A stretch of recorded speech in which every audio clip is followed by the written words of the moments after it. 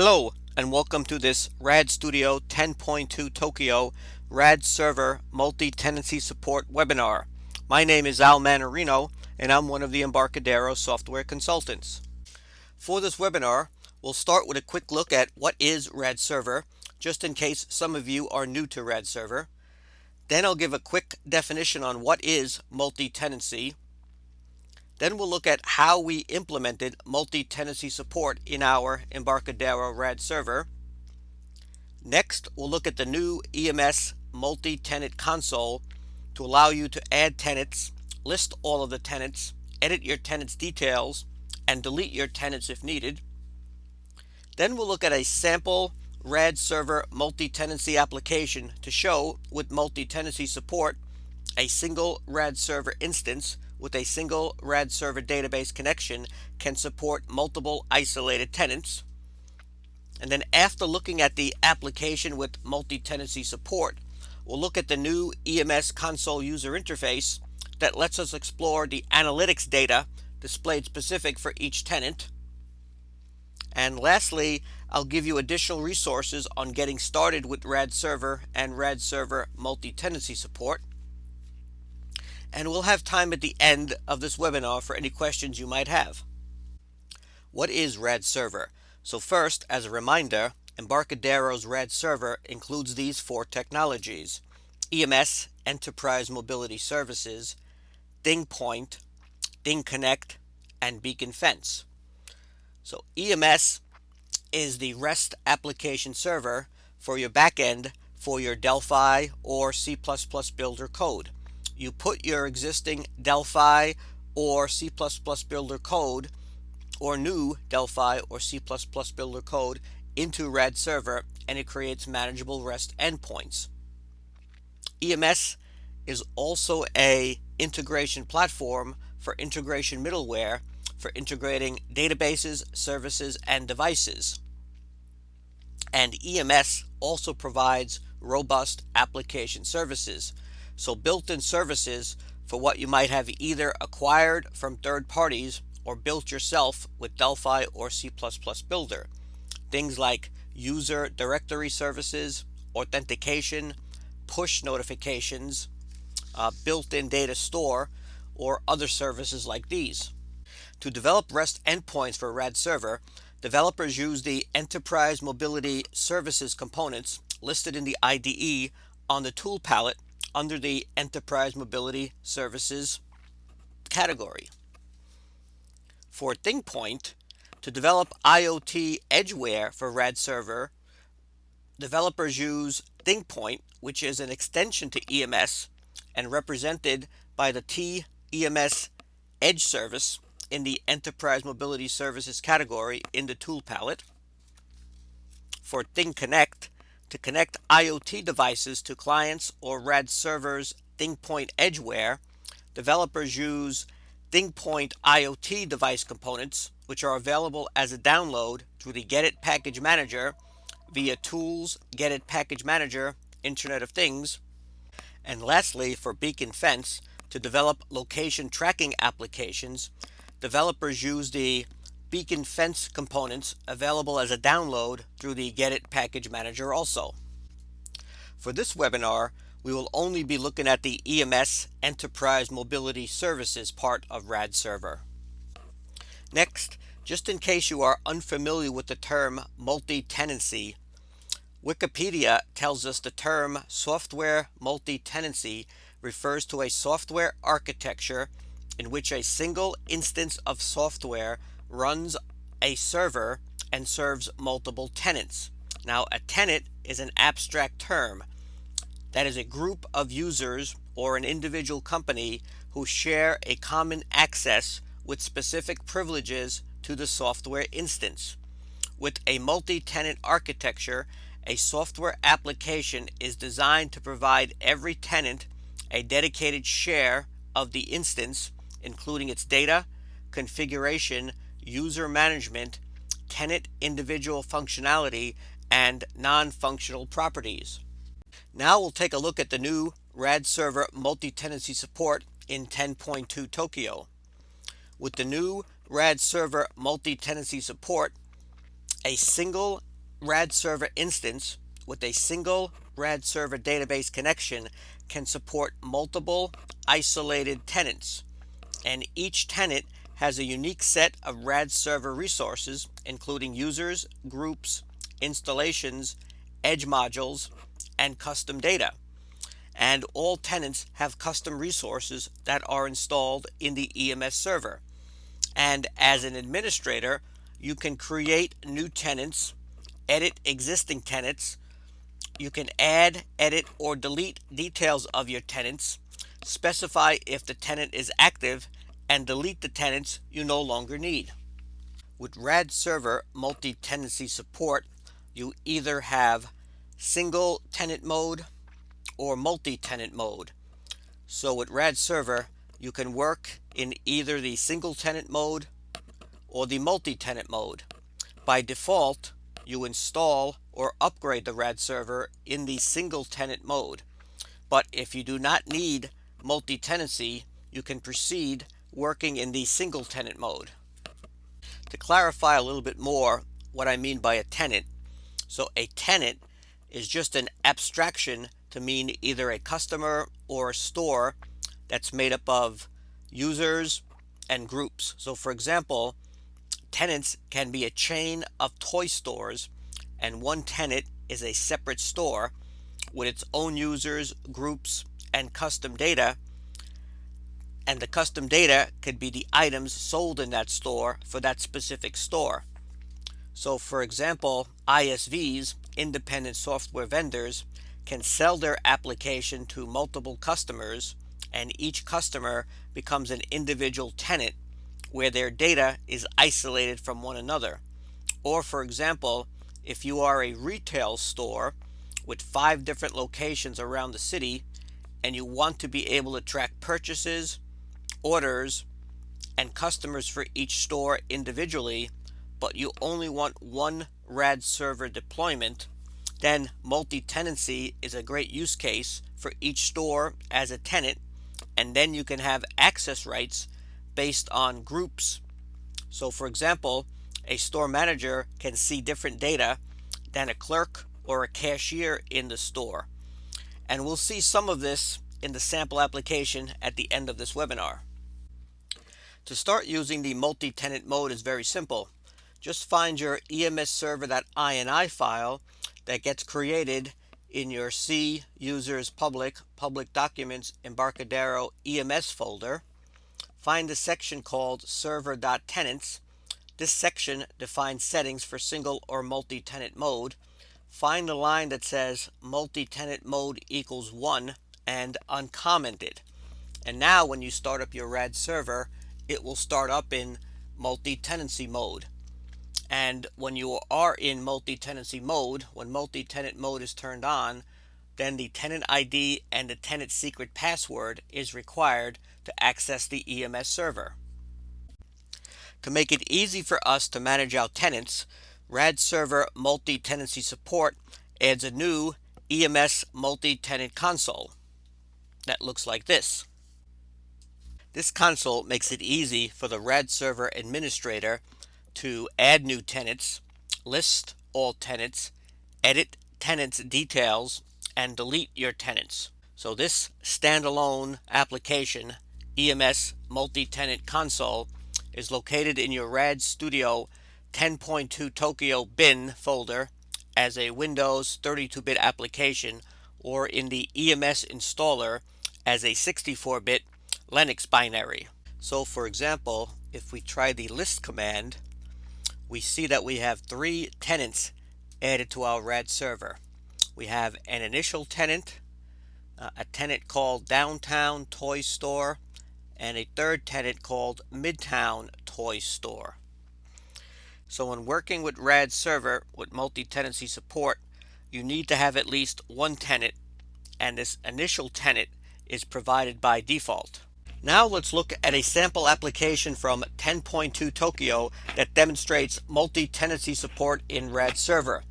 So here we are looking at a multi-tenant application that has both a multi-tenant sample EMS package and a multi-tenant sample client application. So this sample application demonstrates RAD Server's multi-tenancy support. So remember that RAD Server is a turnkey application foundation for rapidly building and deploying services-based applications. RAD Server enables developers to quickly build new application backends or migrate existing Delphi or C++ client-server business logic to a modern services-based architecture that is open, stateless, secure, and scalable. And a single RAD Server instance with a single RAD Server database connection can support multiple isolated tenants. This application uses a chain of toy stores to highlight RAD Server's multi-tenancy support, where each store with its employees and goods is a tenant implementation. This application demonstrates a retail store deployment use case. Each store with its employees and goods is a tenant implementation. Looking at the EMS package, we see that on initialization, the EMS package runs scripts that create the template data for your tenants. The EMS package includes two resources. One resource name is settings, and the settings resource provides the get method. This method returns the list of stores of the toy store chain. The settings resource does not require you to provide tenant ID and tenant secret from the EMS client because it has the allow anonymous tenant attribute, which skips the tenant validation step. The store data module has our second resource name called items, and this items resource manages the store items. This resource defines both the get and the post methods. The store items are filtered by the tenant ID that you provide. We use the get data method to filter the data by tenants, accessing the tenant ID through the acontent.tenant.id. If we now run our EMS package to start our EMS server,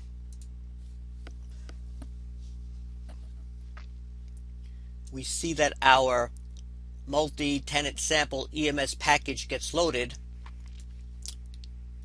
and our two resource items and settings get registered. So items has an endpoints of get and post, and the resource name settings has an endpoint of store. RAD Server also includes a built-in secure data store.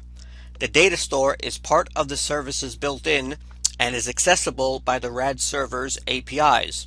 Under the hood, the technology is powered by Embarcadero's Interbase database. Interbase is a high-end, high-quality, strong encryption secure data store. With this secure data store, RAD Server gives us user directory and group management.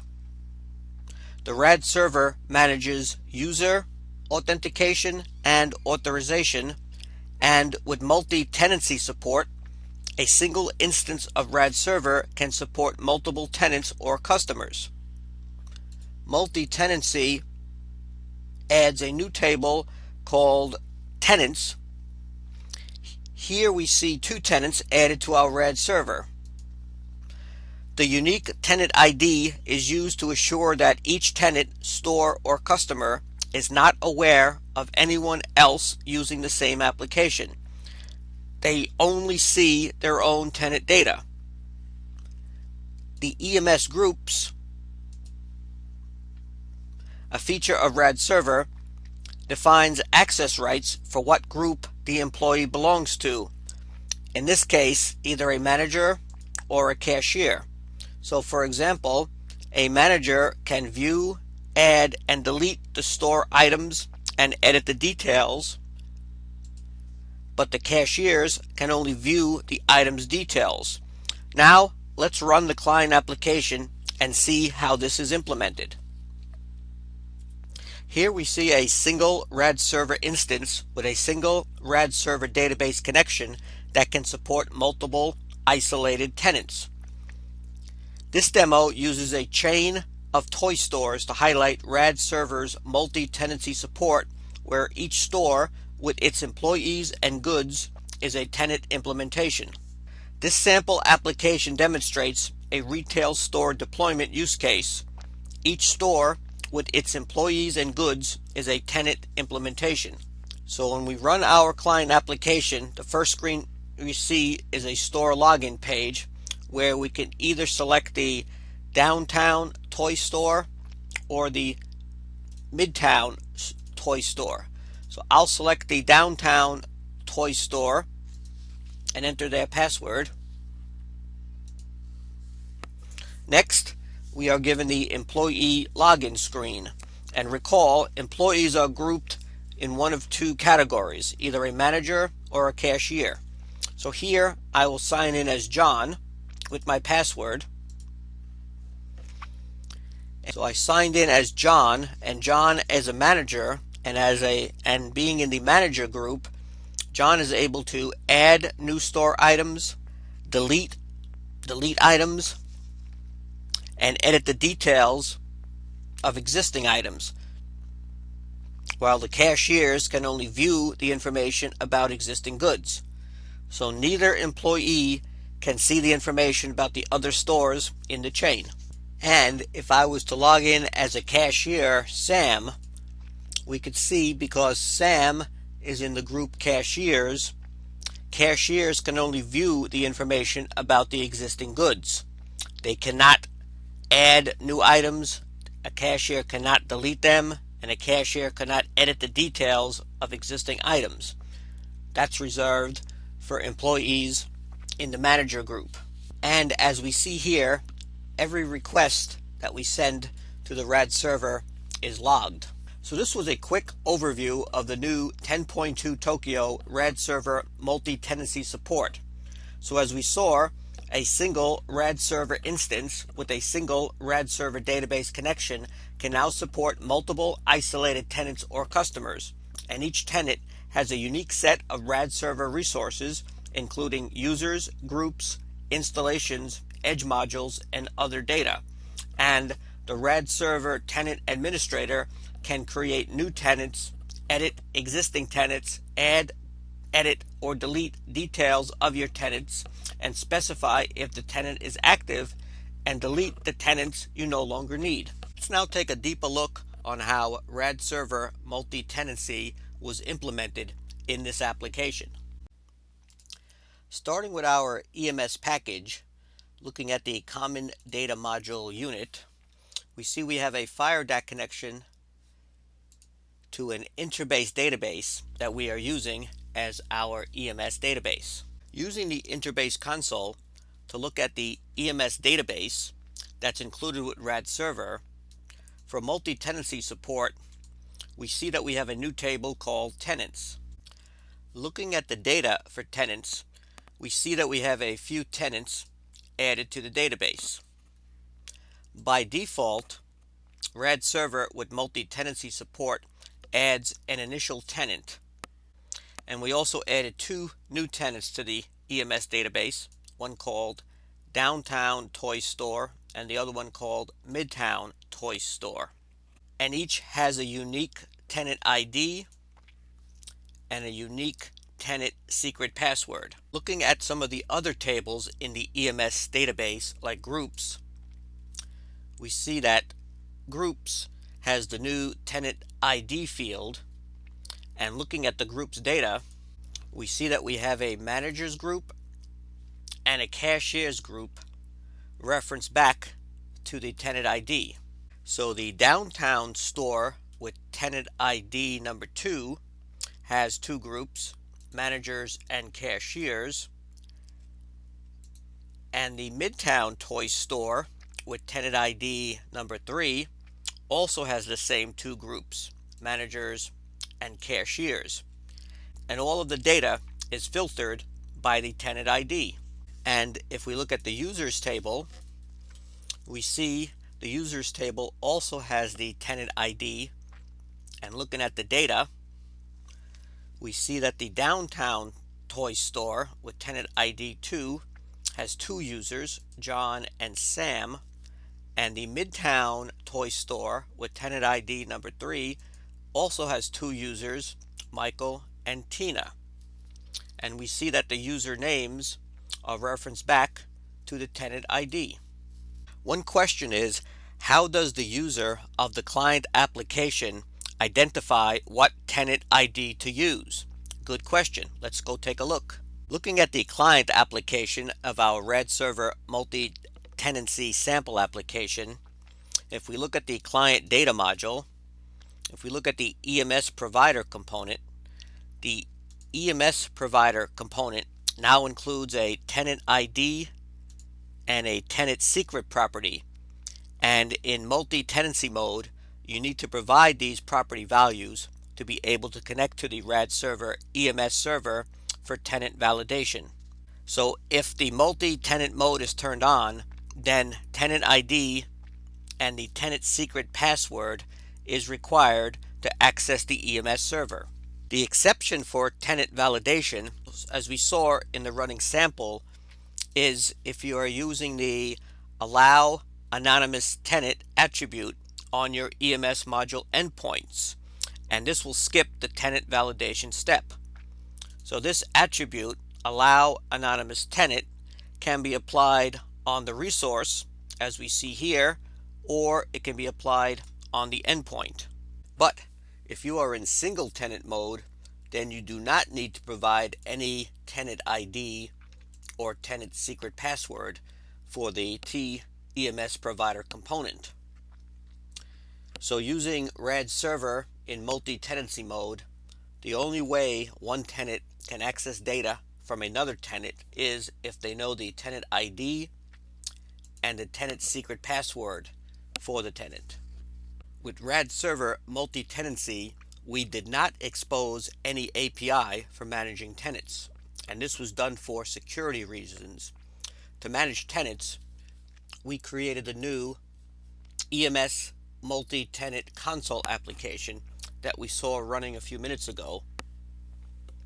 And with this new EMS multi-tenant console, as an administrator, you can create new tenants, edit the existing ones, add, edit, or delete the details of your tenants, specify if the tenant is active, and delete the tenants that you no longer need.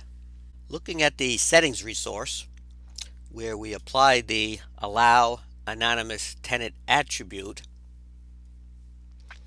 if we look at its get procedure, we see that it opens the query get active stores. And looking at that query, we see it selects tenant ID and tenant name from the tenants table where the tenant is active and the tenant ID is not the initial tenant. So what this query will do is return a list of stores of the toy store chain. So this settings resource does not require you to provide a tenant ID and a tenant secret password from the EMS client because it has the allow anonymous tenant attribute, which skips tenant validation step. So if we execute this query, we see that our two tenant IDs get returned with the tenant name. So here's one valid reason why we do not need to do any tenant validation step. We're just looking for a list of the tenant names that we can display on our EMS client to allow the user to select which tenant they want to go into. Now we can also check if our settings resource works from a browser. So let me first start up our RAD Server EMS server. And we see that our settings resource gets loaded and registered. So if I open up a browser, we see that since we are in RAD Server multi-tenancy mode, even to access the version endpoint, we needed to provide the tenant ID and the tenant secret password.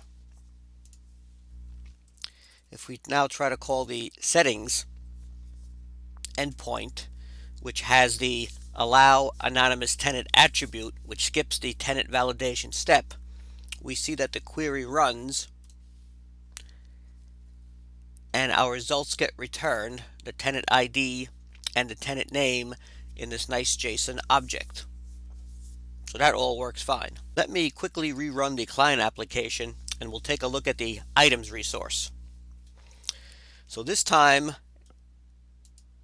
I will log in to the Midtown Toy Store and give it its password.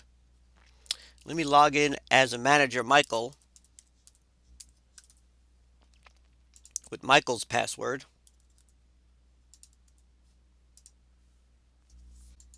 Now, if Michael was to add new items to the Midtown Toy Store, those items would only be added to the Midtown Toy Store and not the Downtown Toy Store or any other tenant ID.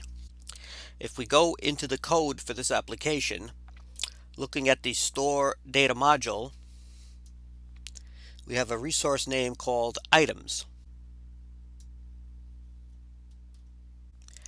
And items has a get method that gets the store items filtered by the tenant ID. So the get data method calls the query get items query, and the query get items query selects everything from the store items table filtered by the tenant ID. With RAD Server Multi-Tenancy Support, in the T endpoint context, we added a new property, tenant, and its ID. So if we look at the method getData acontext.tenant.id, we first validate the tenant and check if the tenant is active and if the tenant exists and if the user belongs to this tenant. Then we pass the tenant ID to the getData method and then return the data filtered by the tenant ID. And if we go back into the Interbase IB console, looking at the store items table from the EMS database, we see that it has a tenant ID column, and looking at the data, we see a list of store items for each of the tenant IDs. So for the first tenant ID, which belongs to the Downtown Toy Store, we see that it has unique item names with unique descriptions for those item names. And for the second tenant ID, which is our Midtown Toy Store, we see that it also has unique item names and unique descriptions for its items. And if we bring up our running Toy Store EMS client, looking at the Midtown Toy Store, we see that its list of store items maps to the store items for its specific tenant ID. So we have super fast car, radio controlled blue car, superheroes, Technic, etc. So each tenant's data is isolated from any other tenant. With RAD Server Multi-Tenancy Support, in addition to using the EMS multi-tenant console to manage tenants, you can also use the new EMS Management Console to manage tenants. So with the new EMS Management Console for RAD Server with Multi-Tenancy Support, we added a new tab called Tenant, where you can enter in your tenant ID and your tenant secret password, and then you can authenticate with one of the tenant administrators. In this case, I'll select John and log in. And once you are authenticated, then for that specific tenant ID, you can manage the users, add new users, delete users, edit users. Same for the groups, same for installations, modules, resources, and push notifications. So this is all available with RAD Server Multi-Tenancy Support. As we have been connecting to our RAD Server EMS server, all of our REST API calls have been logged. So now the last thing we want to look at is the new EMS console user interface for analytics, so we can display data specific for each tenant. With RAD Server Multi-Tenancy Support, to sign in, we still need the console username and the console user's password. But now we added two new fields. We have the tenant name and the tenant secret password field to fill in also. So let me log in as the downtown toy store with the toy store's password. And now for users, we only see the data for the tenant downtown toy store. Same for groups. We only see the groups that are associated with the downtown toy store tenant. And the same for analytics. Looking at user analytics, looking at the user API calls. So now we only see data for this tenant. So all the data is filtered by the tenant ID. And we can also get user API calls from specific users. So let's take a look at user API calls from John the manager. So these are the REST API calls that John the manager from the downtown toy store has made today. Let me log out as the tenant downtown toy store. Now, if we were running RAD Server in single tenant mode, then you only need to log in as the console user with the console password without needing to enter a tenant name or a tenant secret, and you will get data from the default initial tenant, which is the data from the older RAD server before adding multi-tenancy support. This ends what I wanted to cover and discuss on this webinar for the new RAD Server Multi-Tenancy Support. Before we open this webinar for any questions you might have, let me take just a few minutes and highlight for you the current special offers for your data storage and development tools in April 2017. The first offer is Interbase 2017, double up your licenses. To celebrate the new release of Interbase 2017 server, Embarcadero is letting you double up your licenses. You can choose to double up the users on the same server or run a second matching server free.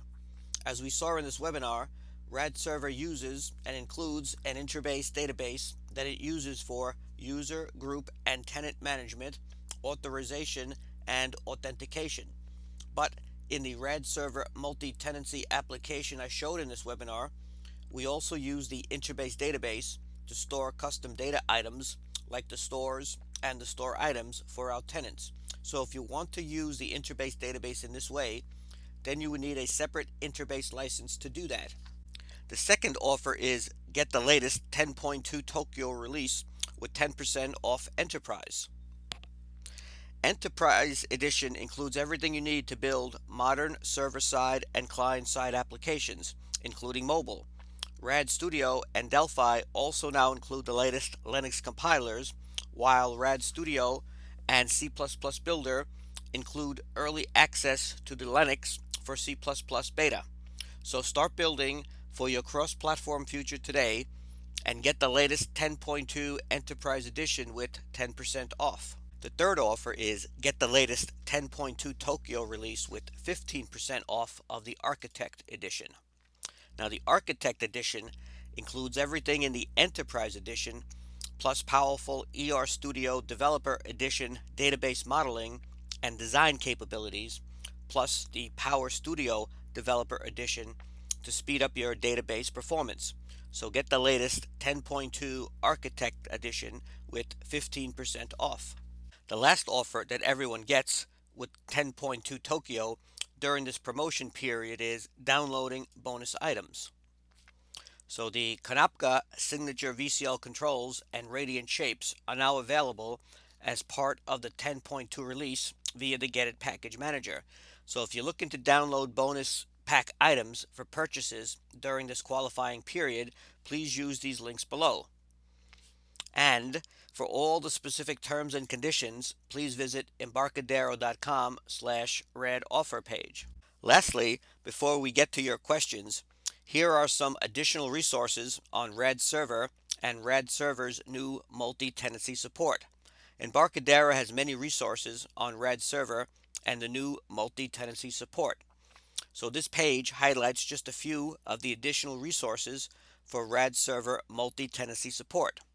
So first, the Doc Wiki is a great place to start for details on RAD Server Multi-Tenancy Support and using the new EMS Multi-Tenant Console.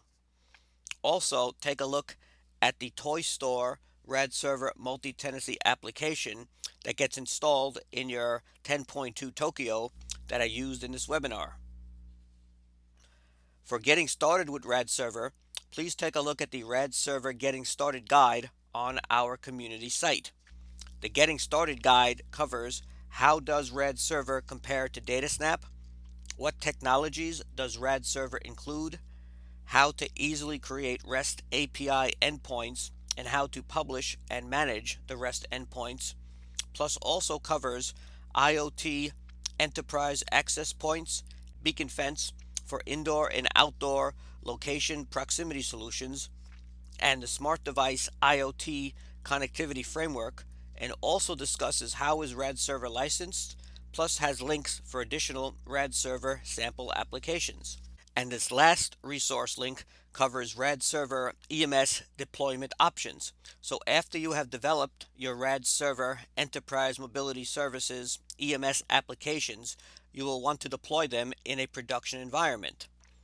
The information on this link gives you options on how to deploy your RAD Server EMS server applications for scalability and security. This ends this webinar. Thank you all for attending. Now let's open up this webinar for any questions you might have on RAD Server and RAD Server's new multi-tenancy support. There's a question here from Matthew. Does the multi-tenancy console app support command line parameters, or do you have to use it in interactive mode? Okay. Does the multi-tenant console app support command line parameters, or do you need to use it in interactive mode? Oh, good question. So I've only used it in interactive mode. That sounds like a good follow-up blog if we can find it out. Yes. Matthew. Yeah, we'll do that. So yeah, if you look at the community Embarcadero site, I'll have a separate blog post that follows up to this RAD Server Multi-Tenancy webinar, and we'll answer the questions there. Okay, cool. Question from Nikolai. If we have an existing database, which changes do we need to apply to the existing database to support multi-tenancy?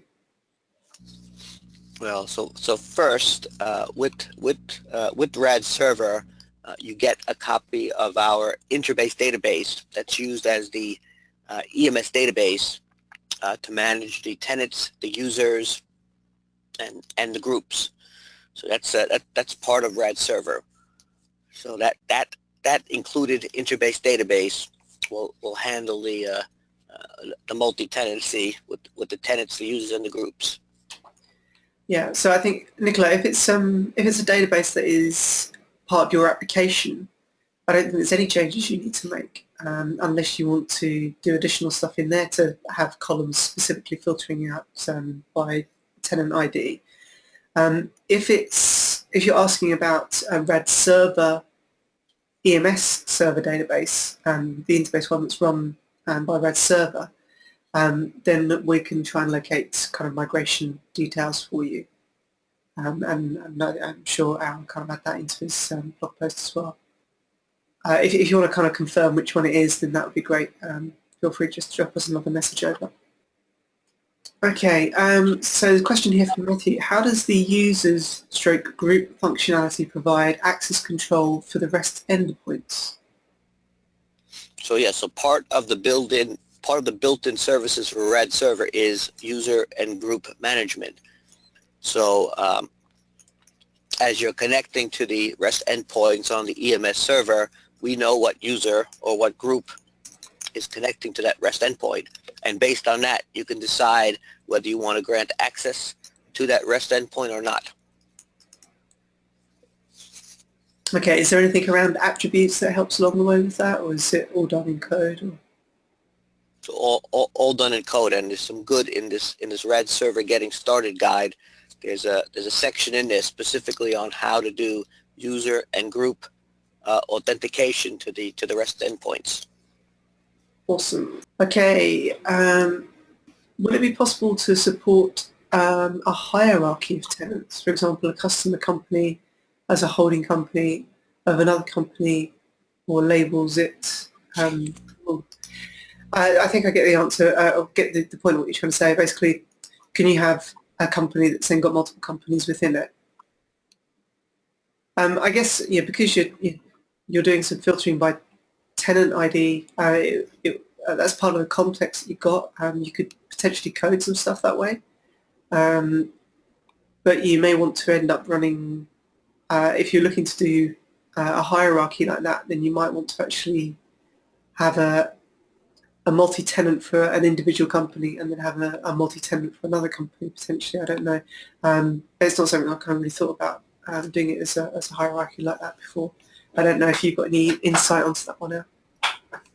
Well, by default, tenant ID is the highest level hierarchy. So we go from tenant ID to user to group. So if you want to start with your high level tenant ID and have then individual users be the holding companies of other companies, you can create the hierarchy that way. Yeah, I guess you could always add groups as well for each one of the specific companies. That's correct. And then you use the users within the groups. Yeah. But by default, with the multi-tenancy support, tenant ID is the highest level hierarchy, and everything gets filtered by tenant ID to isolate the data from any other tenant. Yeah, I guess the nice thing about using groups then is that you could have specific groups just for stores, because users can belong to multiple groups, and then you can kind of follow kind of the ISO 9001 type of approach of having role-based access. That is, if you belong to the managers group, you can do this, and so which is what we saw in the demo. But you could then also have, if you are a manager for multiple stores, then you could become a member of the group of multiple stores, and then that way you could then filter how you get the list of stores that you can actually access and set up for. So I guess, yeah, using the groups would be a good way to manage that within a single tenant. The thing there is, obviously, if you'd have one tenant secret ID for the chain of stores, which probably wouldn't be a bad thing, and then manage the rest of the details from the group level of it. Another question here: is there an API to allow the tenants to manage user groups from a client app, or do we have to use the web console? So I mentioned briefly in the webinar, we did not have an API to manage tenants, and that was done for security reasons. So we wanted it to be able to do it through the EMS we call it the EMS Multi-Tenant Console application, or the EMS Management Console application. That was done for security reasons, to not have an API for managing tenants. So you can use the EMS Multi-Tenant Console application or the EMS Management Console application, and you connect to it with your tenant ID and your tenant secret password. And then once you're in, you're able to manage the users and groups from that application. Well, I must say, some great questions coming through, guys. And I've been speaking about tenant IDs. If you recall in the webinar, I showed these very long tenant IDs, these GUIDs. So the good news is you don't have to create that yourself. Those GUIDs, those very long tenant IDs, are created automatically for you when you add new tenants. Okay. I think any last questions? Please get those through now. So Al, is there anything that you kind of really found interesting as you've been kind of putting together the stuff around multi-tenancy? Because obviously this is kind of new out in the latest release of 10.2. That's kind of opening different options up to things that you've been asked for before. Well, I would say, great stuff here. Before we added multi-tenancy support, your two options was either the single site license or the multi-site license. But now with multi-tenancy support, you could just have one single RAD server instance connecting to that one single RAD server database. So now you can support multiple isolated tenants from a single RAD server instance. So that's quite exciting. Yeah, that's pretty cool. Okay, so Matthew is asking about, can a tenant manage their own users and groups rather than a tenant specifically? So yes, so we can get through a client application, as long as you know your tenant ID and your tenant secret password, then there's APIs that let you manage the users and the groups. Okay, so there's a question here. If a user is added to a group or changes group, does the previous, I'm guessing previous data rather than date, automatically assign to the new group? Well, I think the kind of the point of a group is that it would only change if you renamed the group, I guess, because it would then stay as part of that group. But if you think of departments within a company, say you had a group for finance and a group for sales and a group for engineering. If somebody went from finance to sales, then everything they've done in the past would still be in the system, but they just wouldn't have access to it. And what you probably find is that actually they get added to both groups then, and then they will be able to see both. But I'm not kind of sure about moving data around just because somebody's changed a group. If that would be kind of the right way to do things. Okay, I think we're pretty much there at the end of the questions now. Thank you. These Q&A sections are really boring if you guys don't ask some good questions. So again, thank you for the interesting feedback and questions that you've been throwing through to us. If you do want to watch this again later, or if you decide that you have a dying question that you really want to get Al to answer for you, then come back online a little bit later on. I think the next one's in probably around about 4 hours or so from now. This webinar is being repeated later on today. So you do have another chance to get your questions in, or just drop Al an email over, or post a comment up onto one of his really cool community blog posts. Again, please go ahead and check out the latest stuff that's going on the Embarcadero website, including all the details about what's new in 10.2 Tokyo. And we look forward to seeing you and welcoming you back on to another webinar very soon. So thank you very much again, Al. So thank you. So yeah, as Stephen mentioned, if you want to try this RAD Server Multi-Tenancy Support yourself, it's available in the 10.2 Tokyo download trial. So all of this technology is included with the trial if you want to try all of this out yourself, including that sample toy store, chainsaw, sample RAD Server Multi-Tenancy application. Yeah. Oh, we just got one last question snuck in by Aubrey here. Just clarify, is it possible to have one user active or visible within multiple tenants? So yes, so I can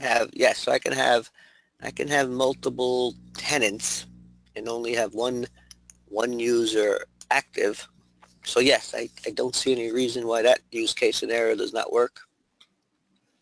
So the one criteria with the multi-tenancy support, you need at least one active tenant, and that gets created as your initial tenant.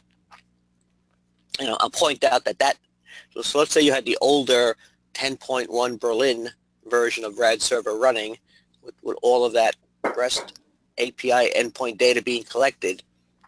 When you switch over to the multi-tenancy mode, it'll create that initial tenant, and all of that data that you used in the older RAD server gets carried over to the initial tenant. So if you want to see all that existing data analytics from the older RAD server, they will all be under the newly created initial tenant. You don't lose any data.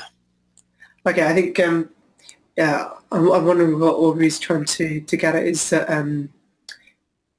say I'm the developer and I've got 3 tenants on my system. Can I have one power user that is mine that I can then log into each of the tenants with? Or do I have to set up a user within each tenant? Because if the user's not in the tenant, then I might need to actually set up the attributes that you showed to say that any tenant can access that section. So the access is still controlled by tenant ID. So if you know your tenant ID and your tenant secret, then you should be able to get access to data that's underneath that tenant ID. Okay, cool. We're almost at the top of the hour. Thank you, everyone, again. Happy coding, and we'll look forward to seeing you again online soon. Okay, thank you all.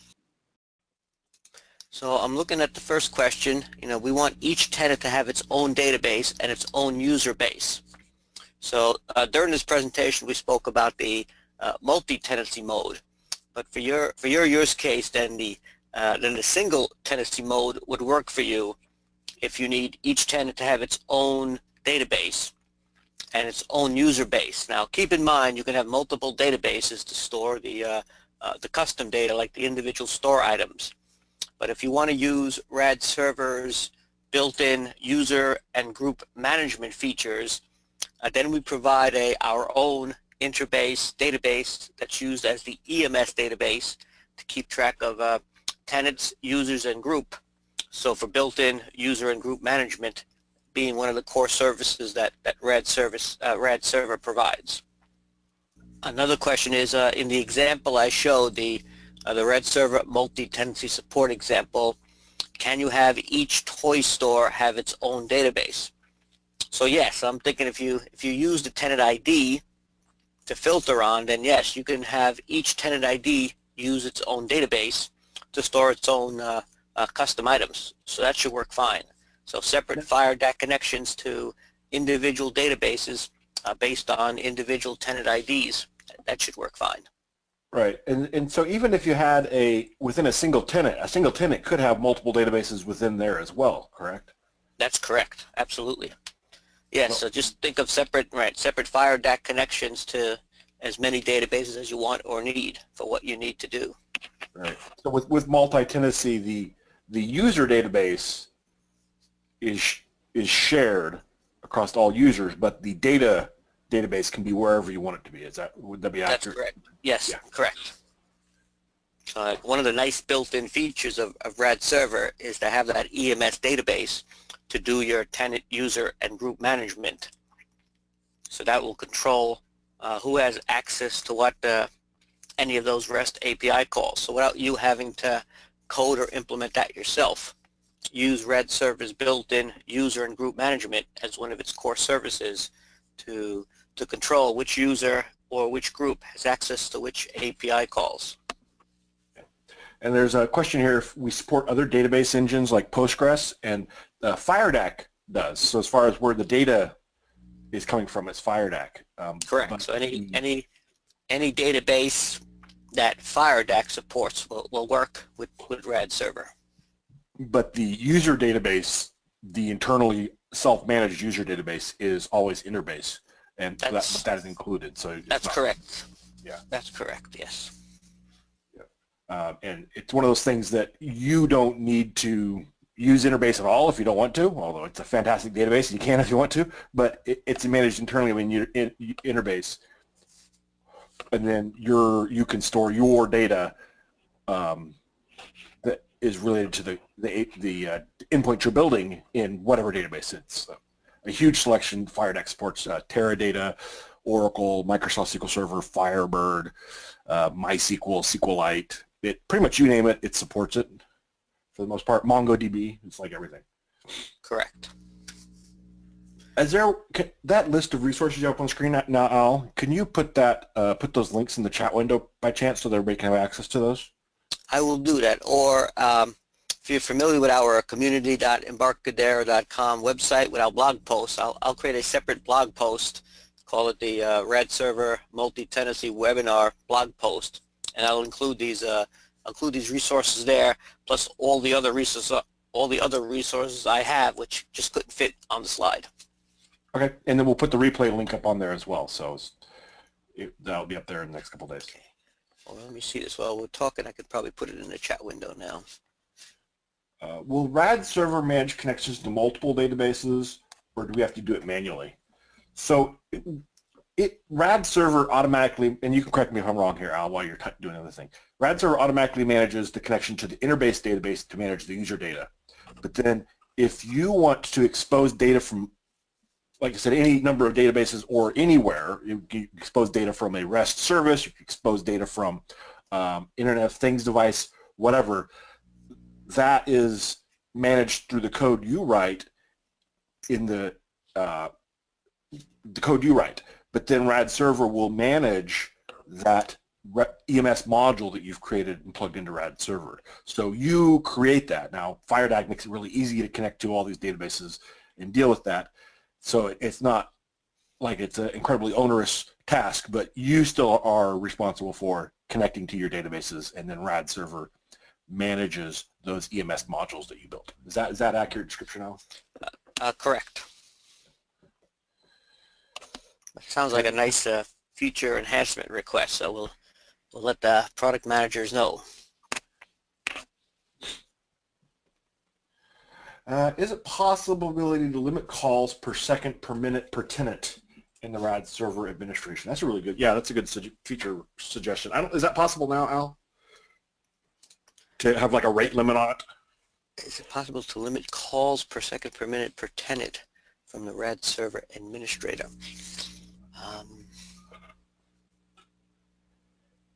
I don't think we have any sort of rate limiting in there, but that could be useful, especially if you start exposing public APIs. So We can control. We can in that EMS server configuration ini file.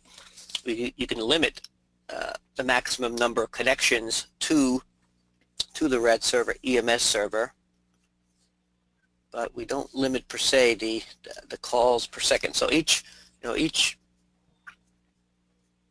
call or each connection to the EMS server is a separate connection, and we do connection pooling for scalability. So keep in mind that the RAD Server EMS service is completely stateless. So it's just sitting there waiting for these calls, and then it'll return back the JSON object or the JSON array to the calling client. So that makes it very, very scalable. So no real concerns about any scalability issues. But I'll find out. So let me take that item as a separate action item, and I'll follow up in the blog post for a specific answer on that one. okay. Yeah, I don't think Mark is saying about scalability in cloud deployment. I don't think that should be an issue because like I was saying, it does connection pooling and stuff like that. So you're not, if you have one tenant that decides to do a denial of service attack on your endpoint, well, that's a separate concern. That would be something you would manage at the IIS or load balancer level. So I understand the question, deploying to the cloud. So you don't want one. So for example, if you have one client that's doing let's say a heavy update or insert operation, you don't want that one tenant to block 100 other tenants just trying to do some simple read. So the good news is, right, each connection is a separate connection, but it's all we do connection pooling, so no one's going to really block. Yeah, exactly. All right, well, fantastic. Thank you, Al, for putting this presentation together, and thank you everybody for joining us. Yeah, My pleasure. And for those of you who are looking to try it, if you just download the current 10.2 Tokyo trial, all of this technology, including the sample application I showed, is available in the trial download also. right. And if you're on the update subscription, then you should get 10.2 Tokyo. Should already have an email about that. You can just install that, and it already has the development server installed and ready to go for developing these applications. So you can get started with that right away. Everything's already in the box, as they say. All right, very good. All right, fantastic. Thanks, Al, and thanks, everybody. We'll talk to you later. All right, thank you. Okay, Bye. bye.